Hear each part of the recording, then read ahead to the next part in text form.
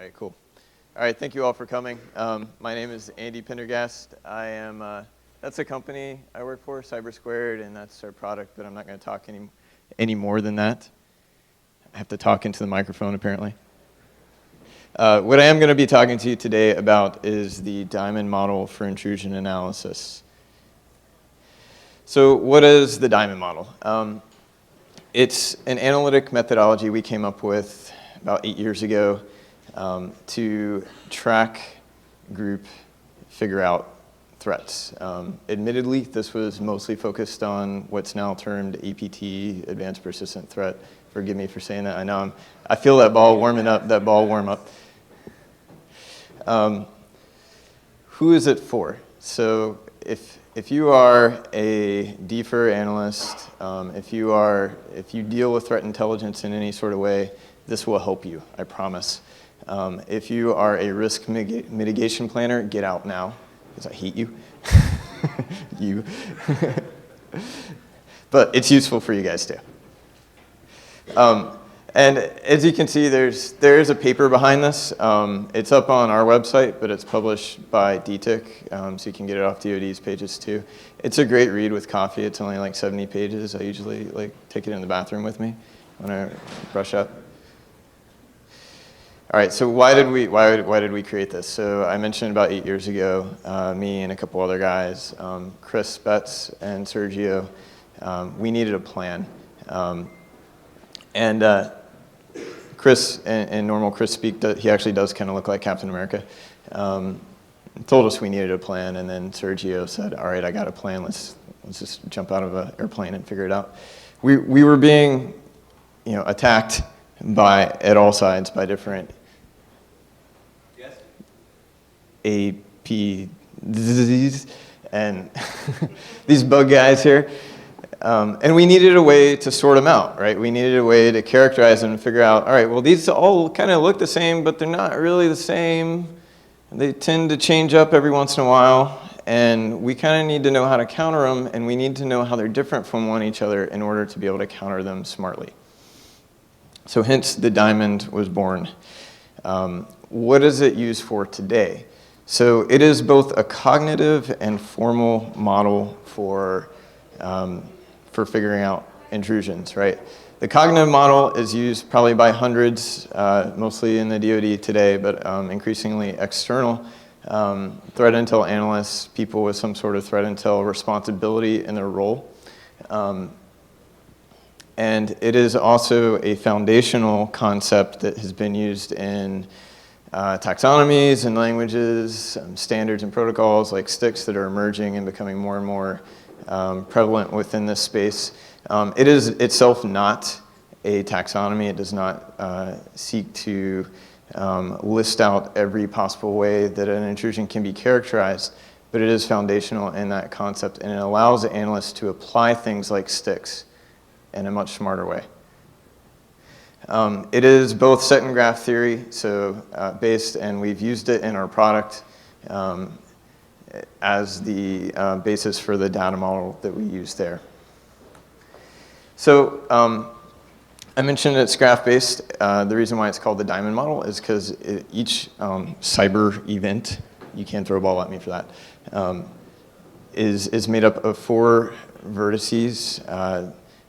The adversary at the top. These are typically the bad guys that want to do bad things to your network and steal your stuff or take your network down. They can be characterized in a number of ways. You might know something about them, you might know their email addresses, you might know their Twitter handles, you might know phone numbers, you might know where they live. And if you do, you should go drop a bomb on them. Or maybe not. Yeah. You might know the computers that they use. You might know where they have fingers on keyboard. That's really great if you do. Most people don't. But that can be inferred, and we'll talk about that more as we talk about the model as a whole.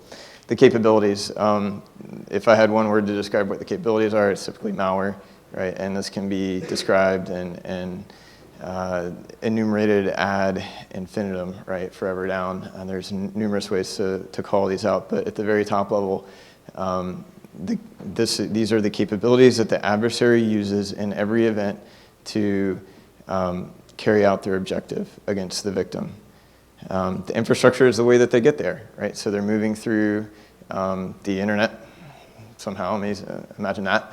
And you can characterize that infrastructure based on IP addresses, domains, emails, how they're owned, who owns them, do they control them, do they subvert control of them? Can you go and call the ISP and tell them to shut them down? Can you call the mom and pop shop that they're using as a command and control server and talk to them and see if you can't figure out something to look at them a little bit closer?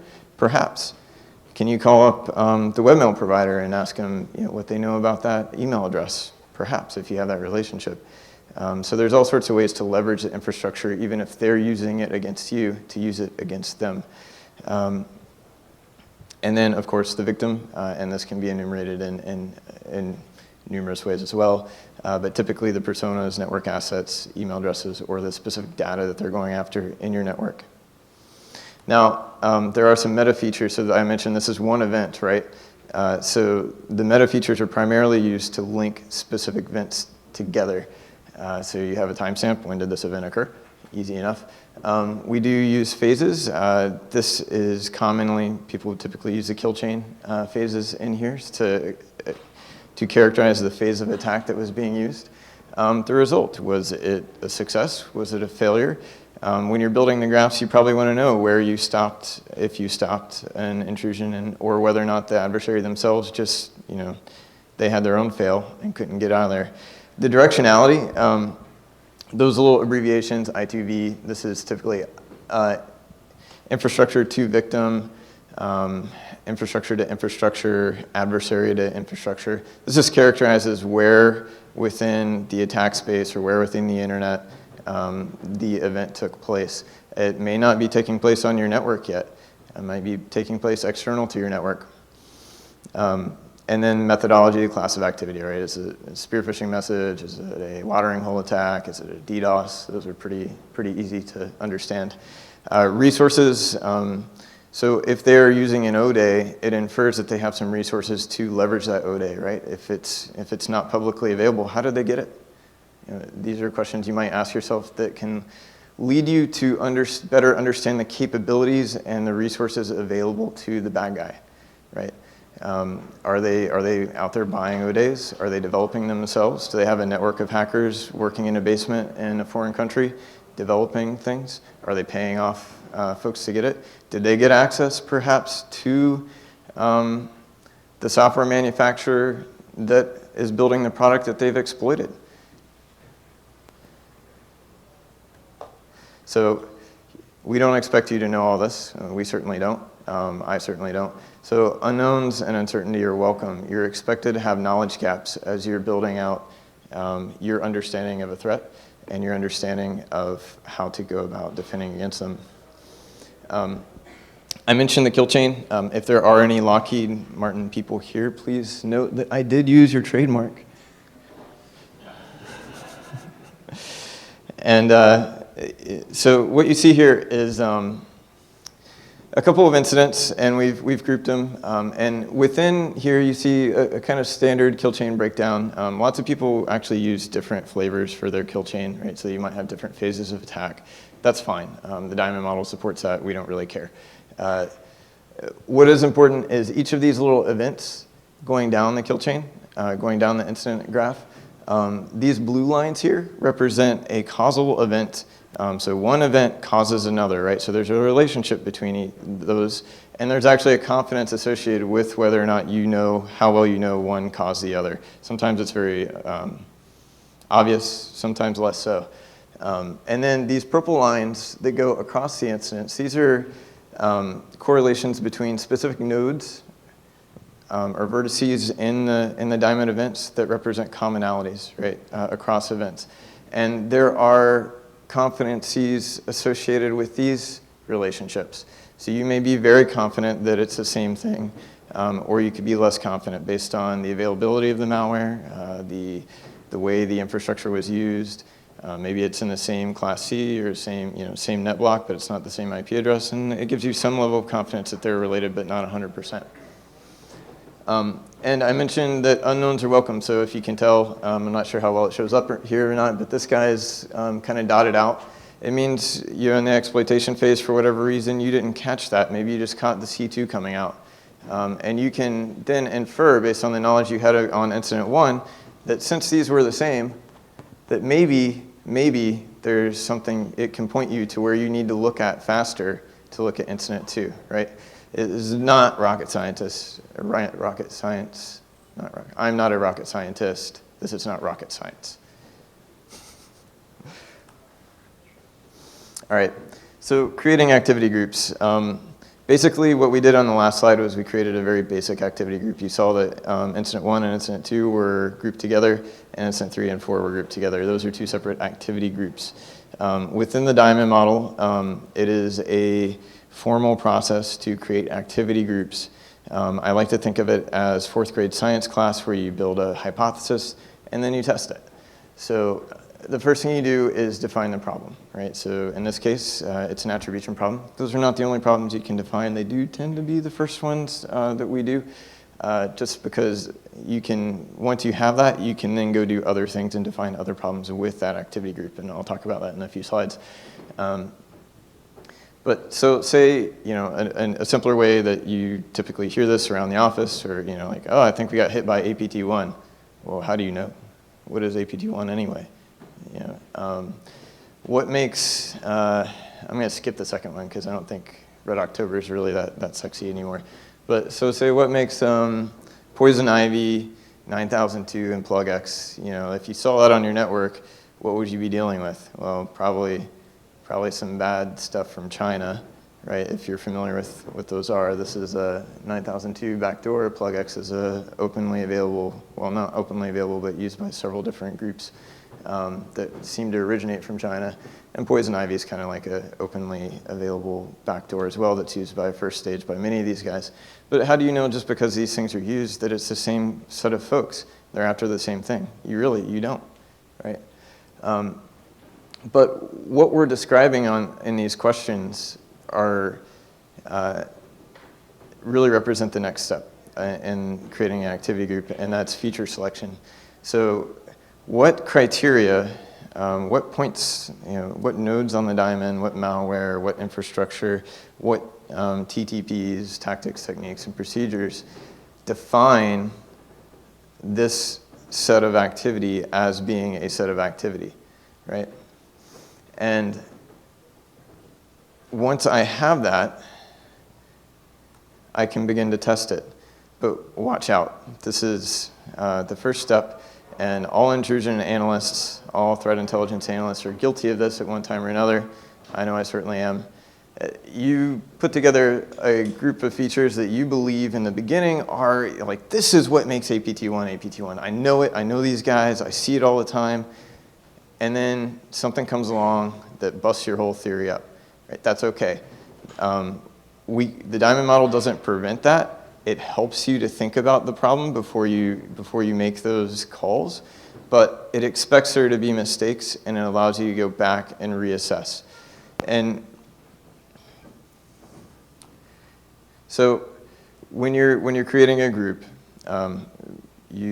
once you define those criteria, they become your grouping function. So out of all of your knowledge, if you want to say, okay, well, I think I understand what APT1 is, based on, well, Mandiant put out a pretty good report, and I've got a little bit of knowledge here, and here about them. So I'm going to use all that knowledge to create a grouping function based on the criteria that I establish. And then I'm going to take all of my data, wherever it came from, my internal networks, the threat intel reports that I have access to. Maybe I've got some feeds from some vendors coming in. You know, I'm looking at open source stuff. I'm going to push it through that function and see what sticks as APT1, right? And I'm going to continue to do this. And it may be, and it's expected to be, that as I do that, I'm actually going to learn some things that I didn't know before that I can then go back and apply to my grouping function and make it broader, or create other sub functions that would also make something APT1 separate from my initial function.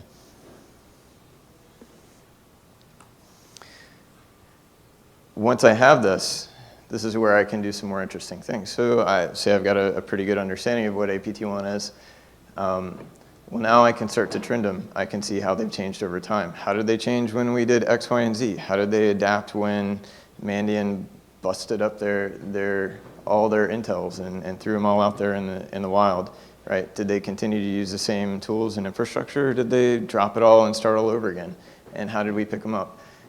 Can you figure out what they were after? Usually you can do that after 1 or 2 incidents. You can go down this list, you can compare groups by each other to see which ones have more capability or others. Or really what's more interesting and what's probably most relevant for anyone in the room is once you have a good understanding of the set of capabilities and infrastructure and you understand their intent, you can make some pretty smart decisions on how to counter them, right? You can start talking to your CISO, you can start talking to your C staff about where you've got gaps in your network based on the capabilities that they bring to bear against you, and start filling those gaps, right? And of course it's going to be a cat and mouse game. Of course, as soon as you put up a new, some new defenses, they're going to try to find new ways around them. But we all have jobs for a reason, right? That's the security industry. So, and the last step here is redefining. So as I mentioned before, if you make a mistake, you may find that I've got some stuff that doesn't quite fit into my bubble of what I understand one group is versus another. Then I can go back to the drawing board and reset my grouping function and make sense of that. Another kind of so what here is, yeah, I understand I like to group adversaries and make little pretty graph pictures of what, everything that APT1 does, and I'm just using them because that was the first thing on my slides. You can apply this to anything, not just APTs. You have not thrown a ball at me yet. You're really very graceful. Yeah. I'm waiting for ACH. I can avoid that one. So whatever, if you're talking about crimeware, this still applies. If you're talking about guys out of Russia trying to steal your credit card numbers from your network, or point of sale malware or whatever, right? They have their own tactics, techniques, and procedures. They have their own malware. They have their own capabilities, and they have their own infrastructure that they use. And it may look a little bit different than the ones I'm using as examples here, but the model still works. And we've tested it with various, different groups and whatever methodologies and intents, whether they're looking to DDoS your network. It all still works. You can always still characterize them. And so once you have them characterized, as I mentioned, so what? The so what is if you start making decisions when you're blind about what products you need to buy to protect your network, or you're a consultant and you're making recommendations to the customers that you're going on site with and discussing things with, if you make bad recommendations because you don't understand the adversary, you don't understand the risk that it presents to the network, then you're not only wasting security effort, but you're leaving the entity that you're trying to protect still at risk, right? So it comes down to know thy enemy, and this gives you a better way to know your enemy. All right, and so this is more for the geopolitical geeks in the room, if there are any. There becomes, once you have an understanding of, you have that activity group, you can create what's called a meta diamond, which, if you imagine like lots of little dots here about all the capabilities that they have, and lots of little dots here about all the infrastructure that they have, and the various incidents that they've targeted or exploited your network or gotten in, you can infer up here this relationship between the adversary and victim. There's something that they want from you, right? What is it that they want? What are they trying to get at? That can help guide your decisions on what to protect, right? Where are your crown jewels? And then here, the horizontal, I don't control the horizontal and the vertical, but the horizontal here, the capabilities and the infrastructure, this represents the combination of both, and also allows you to search. If you know there are adversaries out there that want to get your crown jewels, want to get your goodies, but you don't know the capabilities and infrastructure yet, you can begin to hunt, right? You can begin to look for them using either known techniques, you can look at protocols that are popular to exploit or whatnot, and begin to hunt for them, and then perhaps find some of these targeted things. This is more of an advanced move. Typically, you have to have already dealt with the ones you know about before you start looking really deep for the ones you don't know about yet. All right, so I've kept this pretty, wow, that's loud, sorry. I've kept this pretty academic up till now. I'm going to go through a use case that we applied. It's public. It's one of our blogs that we did last year. Conquest actually been helped out quite a bit with this. That's right. So the origin of this is that we were out there doing what's called a victim-centered approach. We were looking for interesting artifacts of intrusion attempts that might be targeting people that we care about. And in all transparency, we were just hunting around VirusTotal to see what people submitted. And we found this, this document that actually originated from the commanding general, or the G3 of U.S. Army Pacific Exercise Division. And it went out to a bunch of folks originally, also in the U.S. Army. But we found it up on VirusTotal, and it was Trojanized. That seems kind of interesting. You know, who would Trojanize a document like this? Who would weaponize it?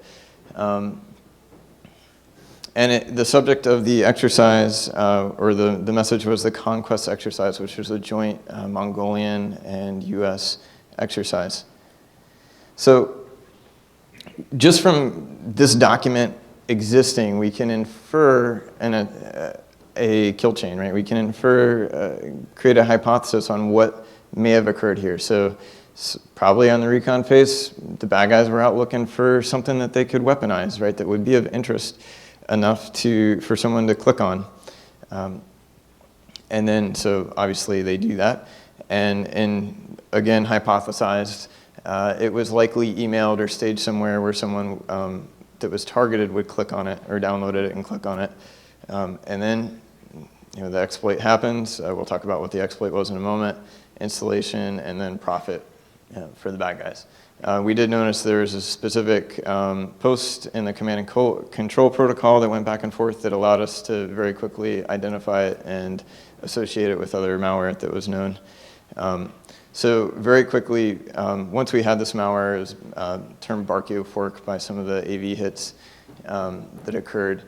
We found another piece of malware that was another staged document, or Trojanized document, that actually dropped the same exact MD5, called out to the same exact host names there. So we can infer now perhaps there were two incidents, one containing our first piece of malware and the second one containing the second. The second piece of malware actually had a very similar theme.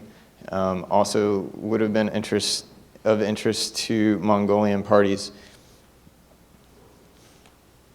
So pivoting is actually one of the friendliest and easiest use cases for the diamond. It's how the diamond model was discovered. It's what we initially did when we were looking at this. And it allows you to grow your grouping function. And then also grow your knowledge base or your activity group as a whole. So we started with that piece of malware, right? And obviously that is a capability. Just by doing a little bit of light analysis on it, it bleeds out some command and control domains for us. Great, I love command and control domains because with each pivot, I can, as I mentioned, I can grow my activity group, but I can also grow my grouping function, and each pivot represents, as I grow new knowledge, it either gets added to my activity group, or it may actually be a method that I can insert into my grouping function with a certain level of confidence to then go and broaden out my known activity group as it gets broader and broader and broader as I enumerate all the bads that are out there for this group. So I now have 3 domains. Those domains all went to the same IP address. So I can add that to my activity group, but perhaps with a lower level of confidence because IPs, you know, these domains are made to switch around IPs. Maybe it's relevant for the time that they're pointing to them. Maybe after they stop pointing to them, it's not relevant anymore, but it's still a data point that I can use. What's perhaps more interesting is they all had the same domain registrant, right? They all had the same guy registering them in the Whois records. That's also pretty interesting and with a high level of confidence because these aren't easy to change, and once you have them, well, I guess they are in some instances if they're black hole or whatnot, but if you have that domain there, or that email there, you can then go and see what else this guy's registered. There are some gotchas if they're using Whois Protect or other type services, but it's kind of amazing how often these aren't used. So this gives us a high level of confidence for any other domain registered by YAN, right? And one point to notice, and this is like the kindergarten level of threat intelligence, it's where you start. After the first pivot, if you notice, I didn't look at the activity going on in my network. I wasn't staying in my Splunk instance or looking at the logs to figure out what the bad guy did. I'm now kind of looking at what he hasn't done to me yet, right? I'm looking for other points that I might be able to apply back into my network to look for other activity. So with these domains, I didn't have these yet. I would expect if this was active on my network to see some callouts here, right? But I can pivot here and look for other domains pointing to this guy that looks suspicious and maybe look for those on my network, right? Once I have this, I can look for other domains that I don't know about yet that might be of relevance and point those back on my network too. And see, maybe I've got more activity than I know about, right? So this can support an incident response cycle as it's happening.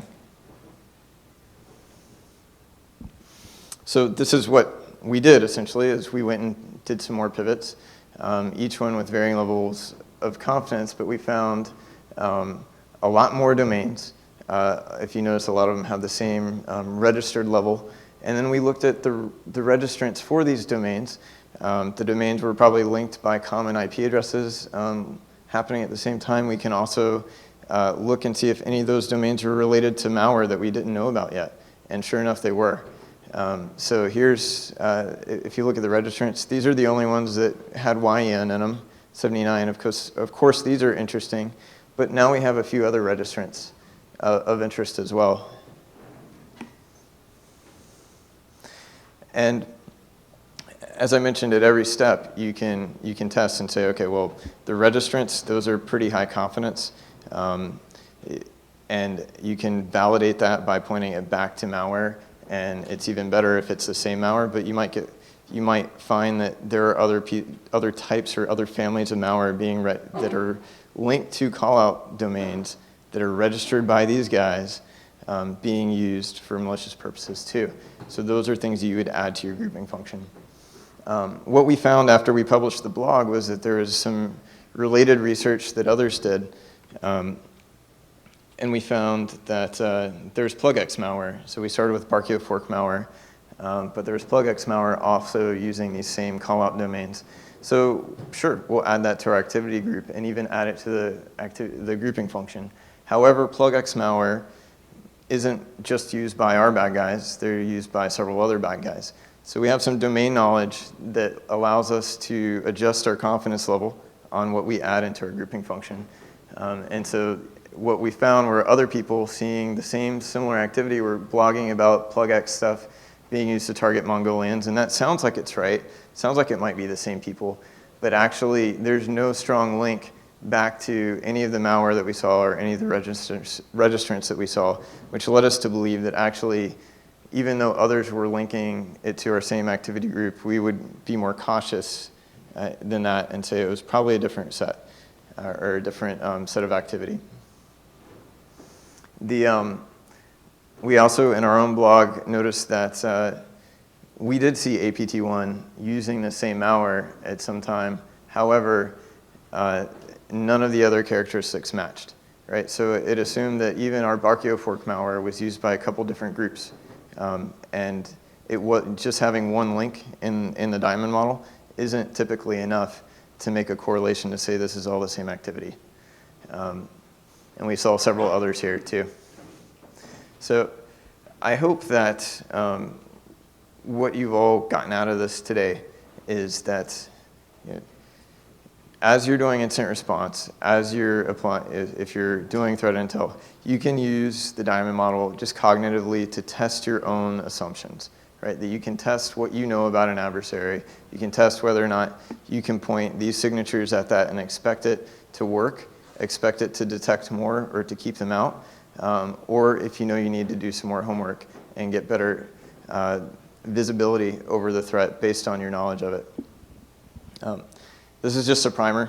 We've gone less than an hour. As I mentioned, there's a 70-page paper available. Sergio, one of the other co-authors, has a summary that's about 8 pages. So maybe you only need tea, you don't need coffee while you're drinking it or while you're reading it. That's available on his blog.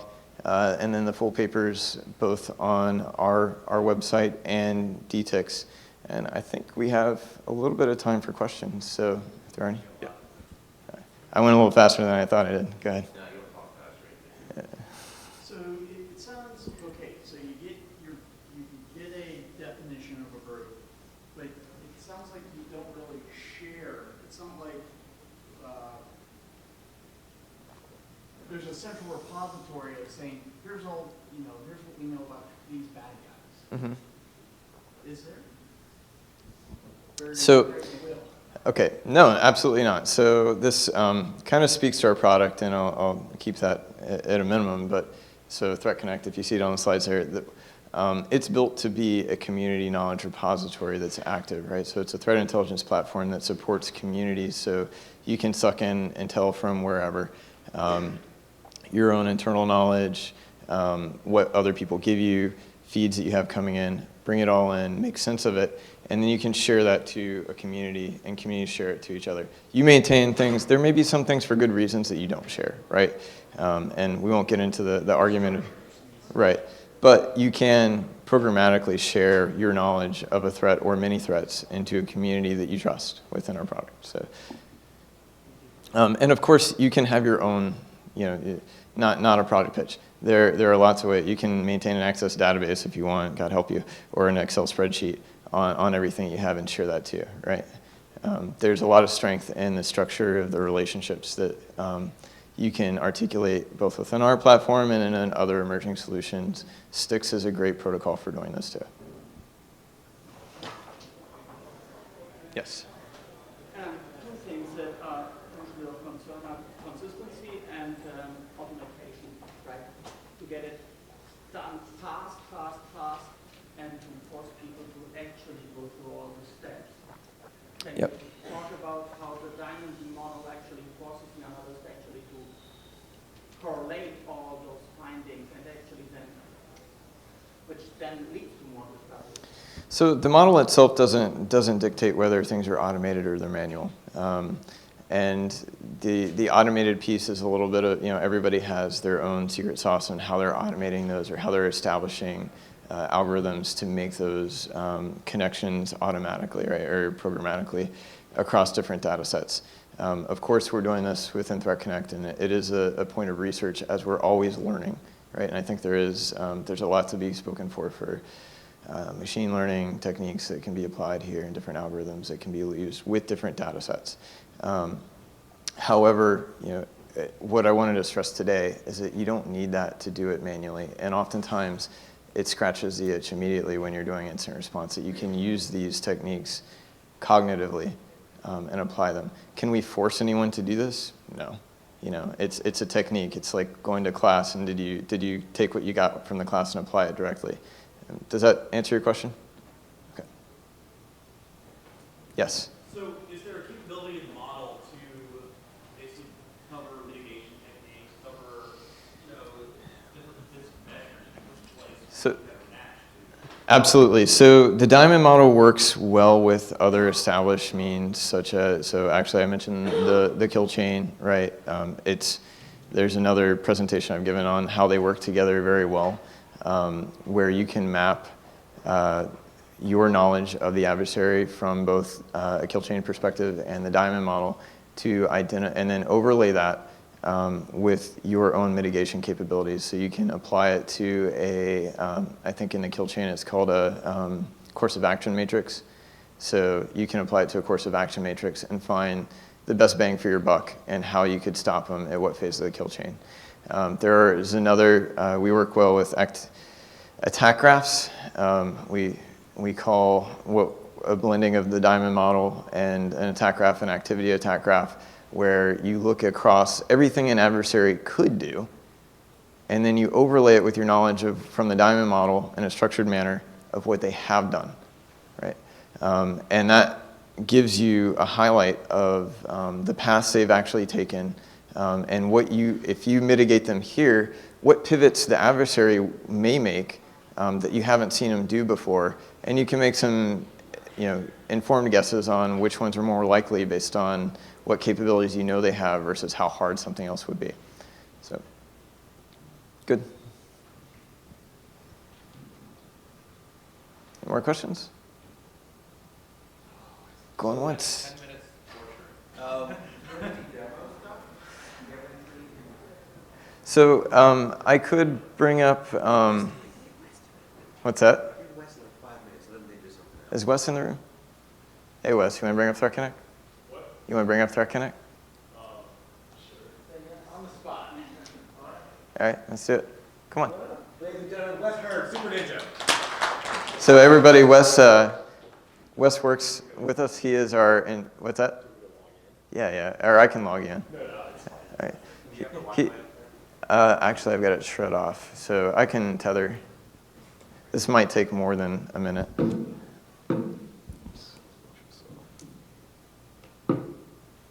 So as you're getting that, you'll probably need him to help you out with the Wi-Fi here. It's. Okay. So Andy, while you said that, I'm sure the Wi-Fi network here is safe for my laptop, right? Yeah, nothing.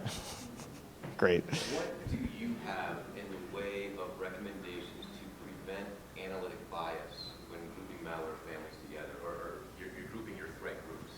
So that's a great question, thank you. Yeah, there you go.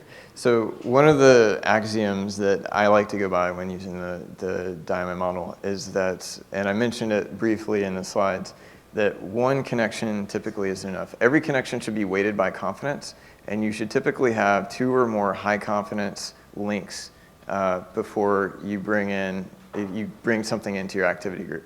So for those of us that actually have windows and offices where we work, there is no finite line for, okay, high confidence means this, low confidence means this. Yep. So everybody in the public sector, what's their equivalent?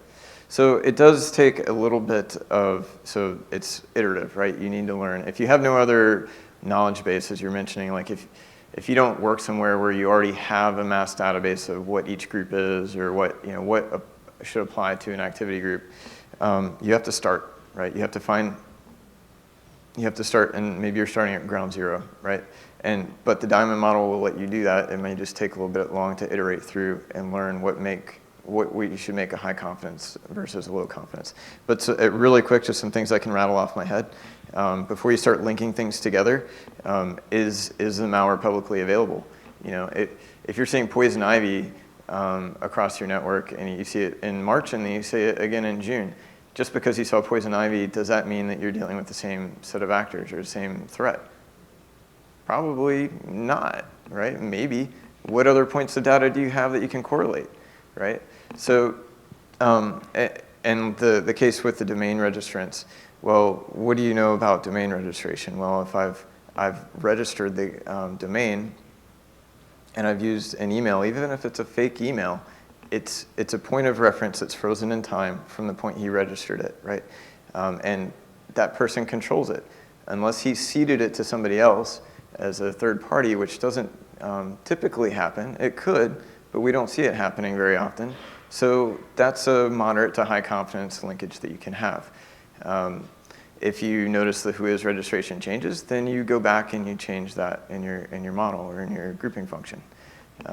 Does that help answer some of your questions? Yeah. So, okay, Wes. I know I'm putting you on the spot. Yeah.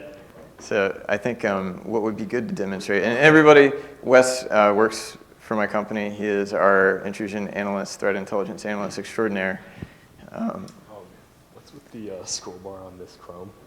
Why are you complaining about things? I'm just wondering. I have no idea. Yeah, so maybe show one of your recent shares and Well, subscriber I'm actually account. logged into the demo. Oh, that's fine. It has common and subscriber here. So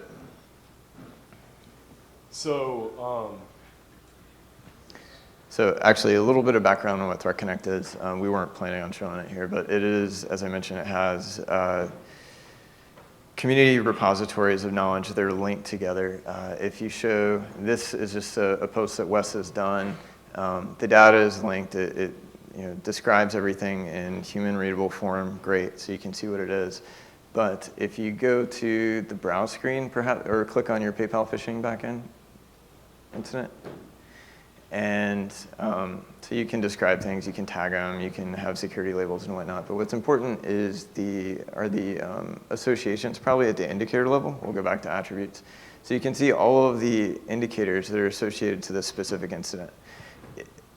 Every one of these, there's a many-to-many relationship here. So every one of these pieces of malware can then be associated to other incidents as well, such that, I don't know if you want to pick one that has some cross associations with different threats or whatnot.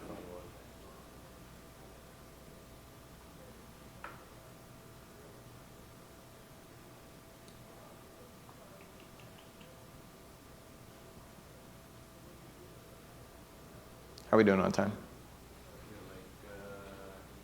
Okay. No pressure. Okay, so this one does not really have a direct. Wes doesn't need a microphone. What? You don't need a microphone. Yeah. So this one, just for an example, this doesn't really have a direct linkage to another incident, but it is, the malware's type of malware observed in this incident was the same as it is another incident, and we mentioned that in the description, as you can see. So this incident is 2014-1015A, and then in the description you'll see that the malware is the same family found in 2014-07-10A.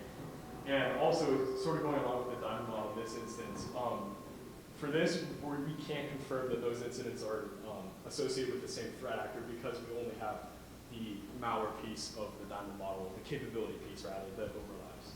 So we don't have enough overlap in the infrastructure to create a threat. Certainty that Yeah. those two incidents are the activity of the same threat actor. But you can you show them really quick how the two in the malware in the associations, if you click to the malware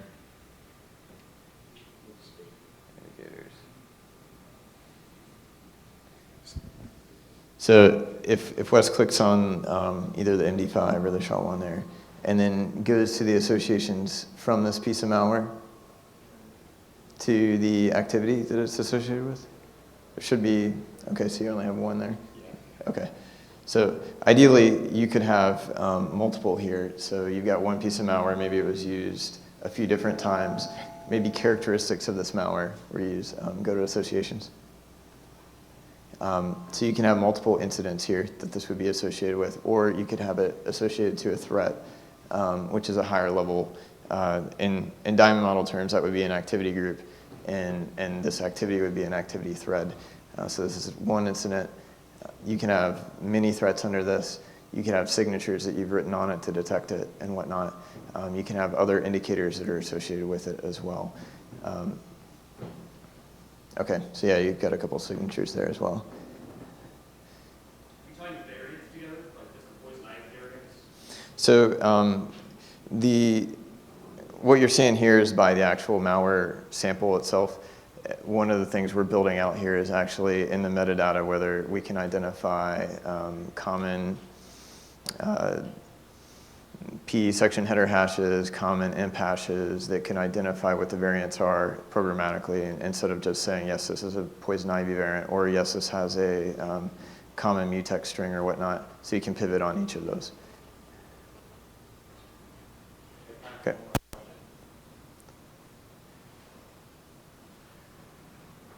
Yes.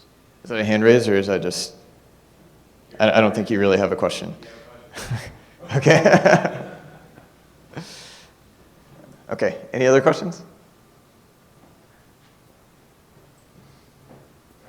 All right, thank you all for your time, and thanks for us for coming out.